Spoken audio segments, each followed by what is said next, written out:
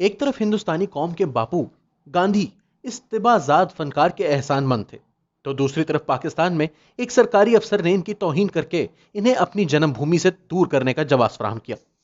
یہ کہانی ہے استاد بڑے غلام علی خان کی زندگی کی، جن کے بارے میں اساتذہ فن کا کہنا ہے کہ وہ کلاسیکی موسیقی کی تاریخ کے سب سے معتبر اور معروف استاد ہیں۔ آزادی کے بعد father of the nation Mohandas Karamchand Gandhi نے قوم سے خطاب کرتے ہوئے پراتھنا یعنی دعا کروانی تھی۔ گاندھی کی تقریر اور پراتھنا سے پہلے استاد بڑے غلام علی خان نے ابتدائیہ کے طور پر اپنے فن کا مظاہرہ کرنا تھا، لیکن ان کے آنے میں تاخیر ہو گئی۔ بڑے خان صاحب ممبئی کی ٹریفک میں پھنس چکے تھے اور قوم کے ساتھ باپو بھی خان صاحب کے منتظر تھے۔ جیسے ہی خان صاحب جلوہ گر ہوئے، لوگوں نے تالیاں بجانا شروع کر دیں۔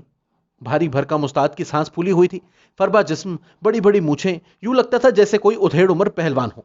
گاندھی کی نگاہ خان صاحب پر تھی، جو اتنی اہم تقریب میں تاخیر سے آنے پر پشیمان تھے۔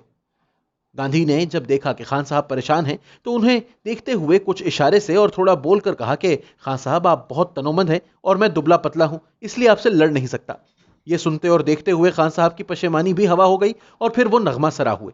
آزادی کی اس یادگار تقریب میں استاد نے راگ پہاڑی میں ایک بندش سنائی، جس کا مکھڑا تھا ہری اوم تت ست جپا کر جپا کر۔ استاد نے بھجن بھی سنائے، جس پر باپو نے کہا کہ انسانی روح کبھی ختم نہیں ہوتی، روح کچھ کھاتی پیتی نہیں، اگر اسے کچھ کھانا ہو تو یہ بھجن اس کی خوراک ہو سکتی ہے۔ گاندھی نے استاد بڑے غلام علی خان کی طرف اشارہ کرتے ہوئے خالص سنسکرت میں جو کہا، اس کا مطلب یہ تھا کہ انسانی بھلائی کا درس ایک عظیم آواز سے لافانی ہو گیا۔ اس کے بعد گرجدار تالیاں گونجی اور بڑے خان صاحب تادیر اپنے خزانے لٹاتے رہے۔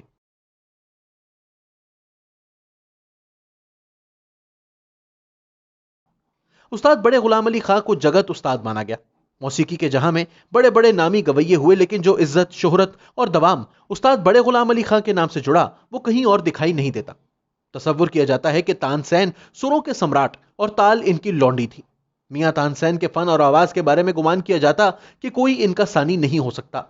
تان سین کو چونکہ ریکارڈ نہیں کیا جا سکا، لیکن اگر انہیں ریکارڈنگ کی سہولت میسر بھی آتی اور ان کی آواز کو محفوظ بھی کر دیا جاتا تو سنگیت پریمی اپنا ووٹ استاد بڑے غلام علی خان کے حق میں ہی ڈالتے۔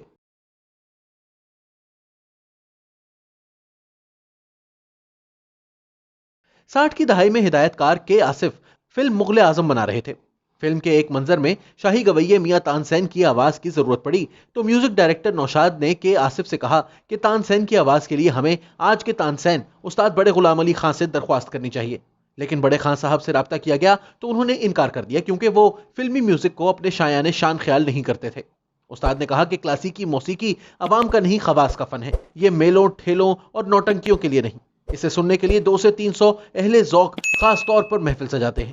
اس پر نوشاد نے کہا کہ استاد محترم، اپنے عظیم فن سے ہندوستان کے 45 کروڑ عوام اس وقت انڈیا کی آبادی کو محروم نہ کیجیے۔ قصہ مختصر، مغل اعظم کے لیے استاد کی آواز ریکارڈ کرنے کا معاوضہ 25,000 روپے ادا کیا گیا۔ اس وقت لتا منگیشکر اور محمد رفیع جیسے مین سٹریم سنگرز 400 سے 500 روپے معاوضہ وصول کر رہے تھے۔ مغل اعظم، جسے فلمی تاریخ میں ایک کلاسیک کی حیثیت حاصل ہے، اسے یادگار بنانے کے لیے استاد بڑے غلام علی خان کی آواز نے بھی اپنا جادو جگایا تھا۔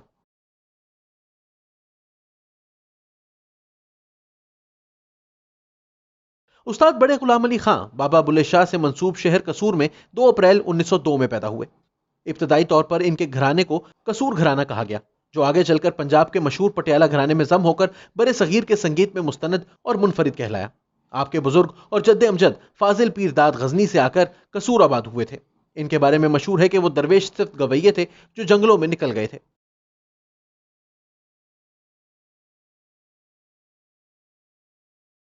متحدہ ہندوستان میں استاد بڑے غلام علی خان ہر دل عزیز گائک اور جگت استاد تسلیم کیے جا چکے تھے۔ جیسا کہ اوپر بیان کیا جا چکا ہے کہ father of the nation Bapu Gandhi اور پوری قوم استاد بڑے غلام علی خان کی منتظر تھی۔ دوسری طرف پاکستان میں ریاستی، معاشرتی اور عوامی طور پر فنون لطیفہ اور اس کے وابستگان کو حقیر جان کر میراثی لکھا گیا اور پکارا جاتا تھا۔ لیکن اس کے باوجود استاد بڑے غلام علی خان اور دیگر بہت سے فنکار، جن میں نور جہاں، امانت علی خان، استاد نزاکت سلامت، استاد فتح علی خان، مبارک علی خان، استاد نصرت فتح علی خان کے والد اور تایا، استاد غلام حسن شنگن، مہدی حسن خان، طفیل نیازی، اپنے گھر بار چھوڑ کر پاکستان آ گئے۔ وقت کا پہیہ چلا، زندگی آگے بڑھی، لیکن تنگ نظری بڑھتی گئی اور تنگ نظری نے رفتہ رفتہ انتہا پسندی کی شکل اختیار کر لی۔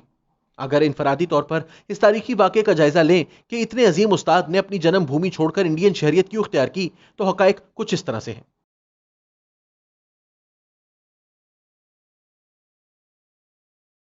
استاد بڑے غلام علی خان اپنے قصور اور پٹیالہ گھرانے کی استھائیاں گاتے تھے. ان میں جا بجا سنسکرت اور ہندی الفاظ اور تراکیب استعمال کی گئی تھیں. کلاسیکی موسیقی اس خطے کے عظیم ماضی کا ایک ثقافتی ورثہ تھا جسے زبردستی بدلنے کی کوششیں جاری تھیں. اسی ماحول میں زید بخاری اور استاد بڑے غلام علی خان میں تو تکرار ہو گئی. استاد بڑے غلام علی خان کے پوتے نقی علی خان بتاتے ہیں کہ بڑے خان صاحب ہاتھ میں تھامی چھڑی کے ساتھ بخاری صاحب کے کمرے کی چک اٹھا کر اندر گئے تو زید بخاری نے ناشگفتہ انداز میں کہا، آپ بلا اجازت میرے کمرے میں کیسے